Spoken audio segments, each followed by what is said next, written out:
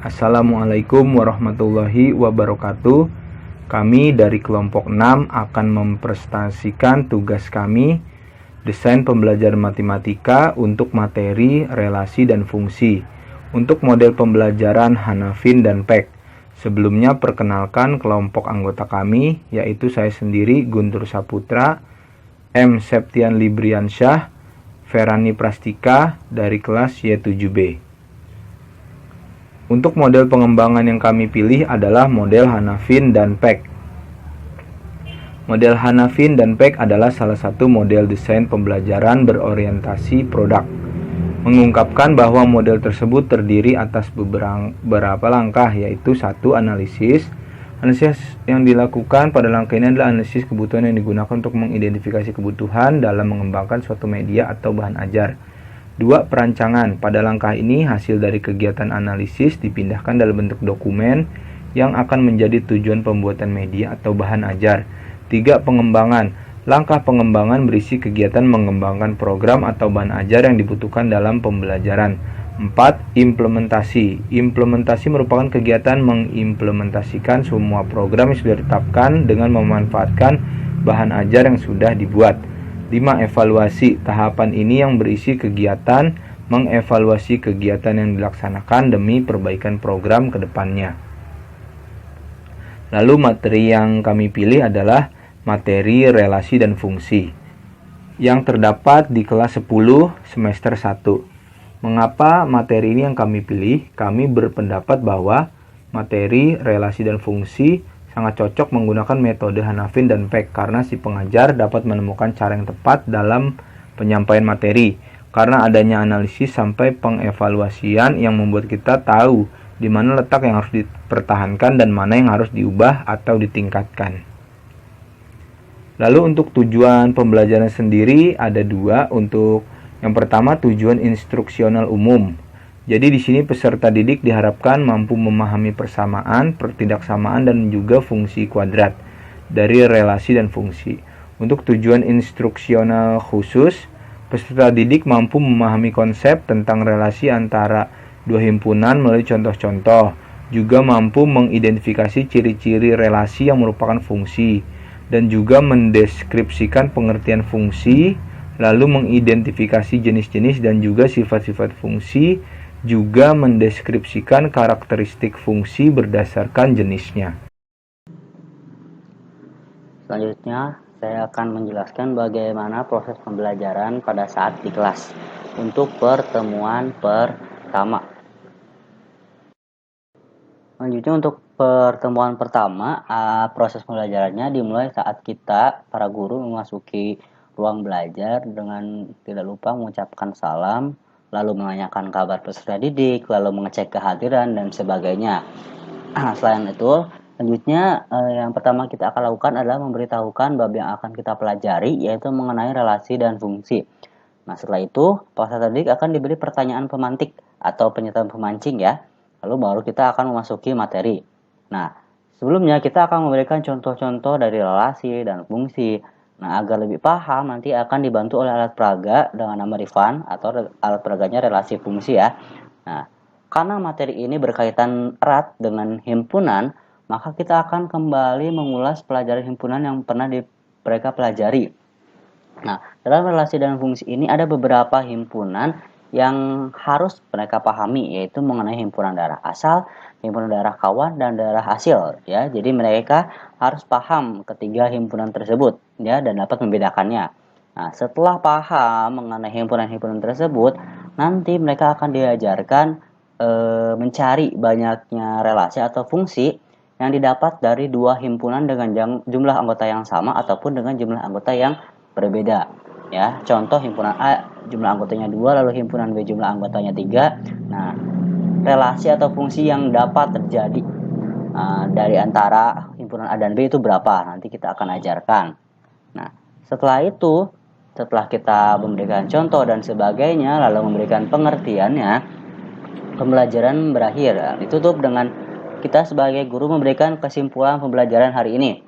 Ya, walaupun terlihat sebentar, tapi pembelajaran pertemuan pertama ini memang memerlukan banyak waktu ya. Dari saat kita menentukan contoh, lalu peserta didik juga akan membuat contoh yang mereka dapat pahami sendiri, lalu akhirnya akan membuat sebuah kesimpulan yang mengartikan pengertian mengenai relasi dan fungsi. Nah, seperti itu. Lalu di akhir pembelajaran guru akan memberikan sebuah bocoran atau informasi mengenai pembelajaran apa sih yang akan kita pelajari berikutnya. Nah, setelah itu diucapkan dengan salam penutup.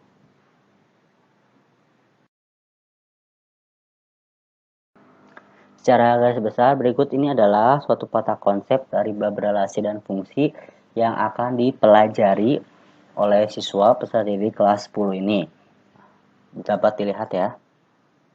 Nah, untuk slide selanjutnya itu mengenai materi yang akan dipelajari.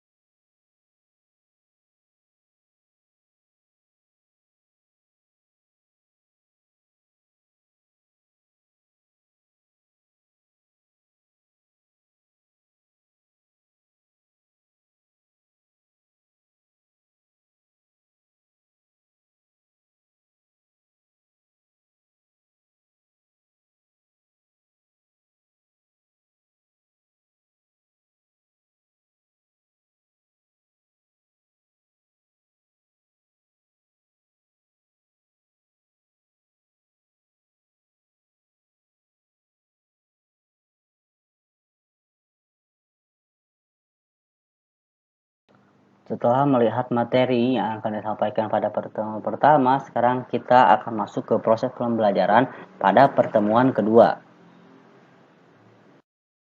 Selanjutnya masuk ke pertemuan kedua. Nah, bagaimana prosesnya di kelas?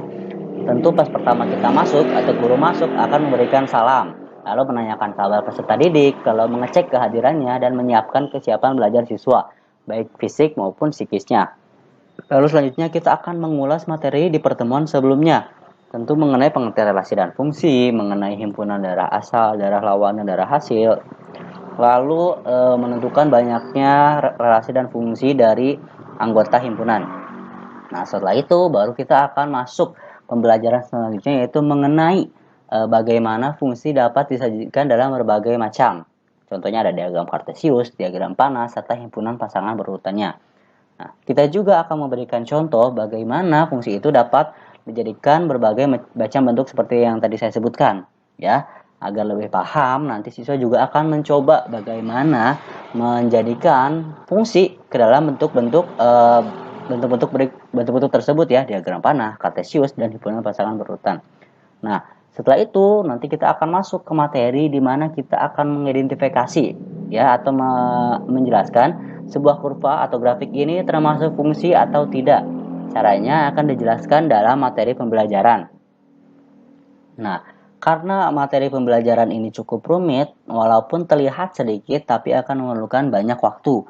Nah, setelah kita menjelaskan berbagai macam materi di pertemuan kedua ini, tentu di akhir pembelajaran selalu guru akan memberikan kesimpulan atau rangkuman mengenai pembelajaran hari ini.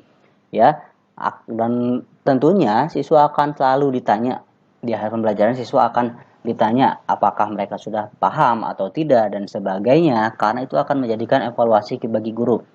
Selanjutnya siswa juga akan diberikan tugas untuk lebih memahami materi yang diberikan, ya, baik itu tugas langsung ataupun tugas pekerjaan rumah, ya, atau PR. Nah, setelah itu seperti biasa kita sebagai guru akan memberikan informasi mengenai pembelajaran yang akan dipelajari selanjutnya. Nah, setelah semua berakhir, tentu guru akan keluar kelas lalu akan memberikan salam penutup. Mulai dari slide ini dan slide seterusnya ini akan mengenai materi di pertemuan kedua ini.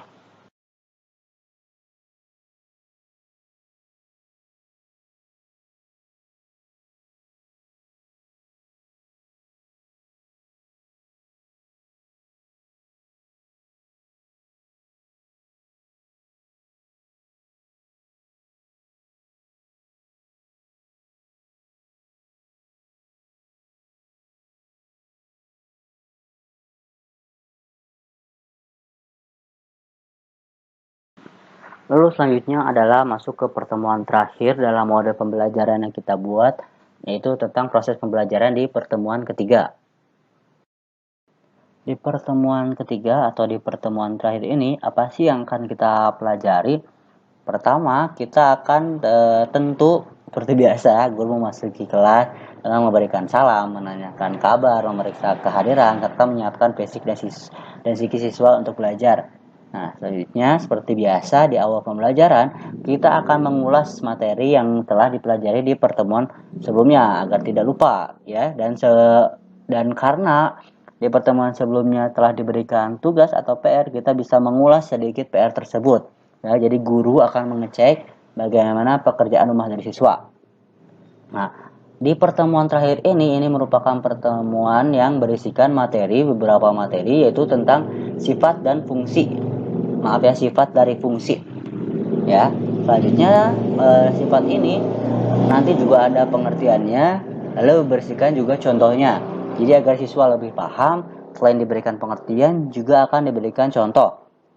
Setelah itu, agar siswa lebih paham, maka siswa sendiri itu harus mencoba membuat contoh dari beberapa sifat fungsi. Nah, sehingga setelah semua mayoritas siswa mengerjakan contoh tersebut, nanti kita akan masuk ke materi fungsi linear dan grafiknya. Lalu juga akan mengenai fungsi tak sederhana. Nah, karena dalam beberapa materi ini nanti akan diberikan contoh. Nah, karena fungsi ini nanti akan berkaitan bisa mengangkat masalah dalam kehidupan sehari-hari. Ya, jadi agar siswa lebih mudah memahami, karena jika diberikan contoh yang ada di sekitar mereka, mungkin itu akan lebih memudahkan mereka untuk memahami. Nah, seterusnya diberikan juga pengertian agar siswa mampu mengubah masalahnya itu menjadi fungsi. Jadi mereka akan disuruh mencari sebuah permasalahan yang akan nantinya diubah menjadi sebuah fungsi, lalu juga diselesaikan dengan materi fungsi ini, ya. Nah, setelah semua pembelajaran selesai, karena materi relasi dan fungsi telah selesai, nanti siswa akan diberikan tes akhir, ya, atau biasanya sering disebut dengan ulangan harian, ya. Jadi ini untuk mengetes bagaimana materi relasi dan fungsi ini sudah mereka pahami atau belum, ya. Nah, kegiatan ini dilaksanakan juga sebagai evaluasi, ya, bagaimana materi ini terserap atau belum oleh siswa. Nanti kita akan tahu dari hasilnya mana nih siswa yang sudah paham dan mana siswa yang belum paham. Maka dari itu mungkin akan menjadikan evaluasi ke depannya diberikan perbaikan ataupun peningkatan agar semua penyampaian yang dilakukan itu mudah diterima oleh siswa. Nah, seperti biasa, setelah itu semuanya akan diakhiri oleh salam dan guru pun keluar kelas.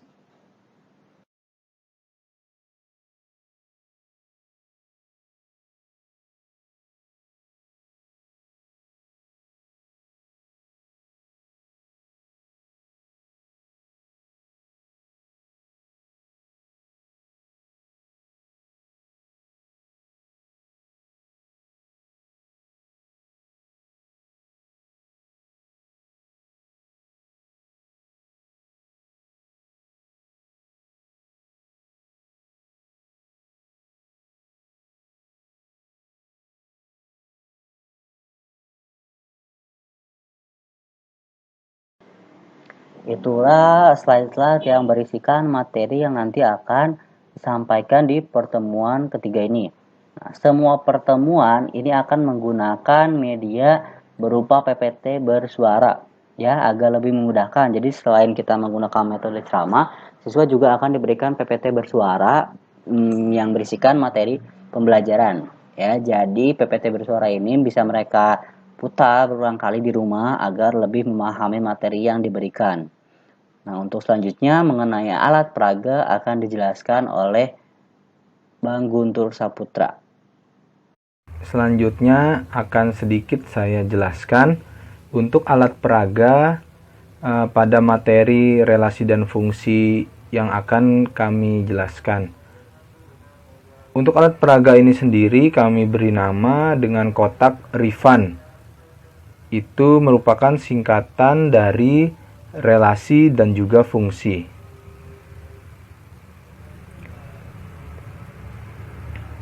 Lalu untuk alat peraga ini sendiri terbuat dari bahan styrofoam dan juga pita, lalu ada paku kecil dan juga ada karton yang akan saya jelaskan untuk cara pembuatannya. Di sini untuk namanya adalah kotak Rifan, relasi dan fungsi. Bahan dan alat yang dibutuhkan adalah styrofoam berwarna, karton warna, paku, pita, cutter, dan penggaris. Lalu untuk cara membuatnya, yang pertama kita potong styrofoam warna seperti bentuk yang diinginkan sebanyak 4 buah. Lalu yang kedua, buat potongan karton warna kecil yang digunakan untuk meletakkan anggota dari kelompok A dan juga B. Lalu selanjutnya kita buat anggota A dan B pada kertas karton berwarna tersebut, dan juga siapkan pita yang dipotong sesuai ukuran yang diinginkan. Lalu pasang juga paku kecil pada tiap ujung pita. Dan selanjutnya untuk materi pembelajaran ini kita pakai untuk materi relasi dan fungsi dengan metode pembelajaran, metode Hanafin dan Peck. Lalu untuk kotak Rifan ini sendiri, langkah-langkah cara menggunakannya. Yang pertama, siapkan styrofoam warna yang sudah dibuat sebelumnya. Lalu yang kedua, pasang anggota A dan anggota B dengan meletakkan potongan karton warna kecil-kecil yang telah kita buat. Lalu ketiga, pasangkan pita pada anggota A yang di ujungnya sudah diberi paku kecil. Lalu pasangkan anggota A tepat satu pada anggota B dengan menarik pita yang ada pada anggota A. Maka didapatlah bentuk fungsi karena anggota A tepat satu berpasangan pada anggota B. Lalu yang berikutnya, coba kita pasangkan anggota A ke B dengan cara yang lain. Maka didapat bentuk yang lain dan dibedakan yang mana fungsi dan yang mana yang bukan fungsi. Pita sendiri yang menghubungkan anggota A dengan anggota B disebut relasi dari fungsi A ke B. Dan ini adalah contoh dari karton warna yang kita potong kecil-kecil sebanyak 16 buah yang akan kita letakkan pada styrofoam warna yang menjadi kelompok A dan juga kelompok B. Dan ini kurang lebih 4 pola yang akan kita cetak di styrofoam berwarna untuk dijadikan kelompok A dan juga kelompok B. Dan inilah hasilnya untuk alat peraga kita, kotak Rifan atau relasi dan fungsi. Untuk gambar yang di sebelah kiri, kita bisa melihat sebuah fungsi, yaitu apabila dari kelompok A tepat berpasangan satu dengan kelompok B. Dan di sebelah kanan merupakan bukan fungsi karena dari kelompok A tidak tepat berpasangan satu atau lebih dari satu kepada kelompok B. Setelah dijelaskan bagaimana metode pembelajaran dan proses pembelajaran di kelas, begitu juga pun alat peraga, sekarang saya akan melampirkan lampiran berupa RPP, ini RPP pertemuan 1, ini RPP pertemuan 2, ini RPP pertemuan 3, lalu ini adalah lampiran yang berisikan kisi-kisi, lalu juga ada soal untuk tes terakhir dengan bentuk soalnya esai berjumlah 5 soal, lalu tidak lupa juga jawaban soal tersebut.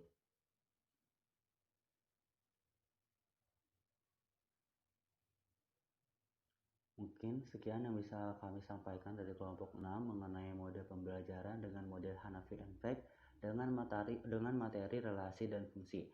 Mohon maaf bila masih ada kesalahan. Terima kasih. Wassalamualaikum warahmatullahi wabarakatuh.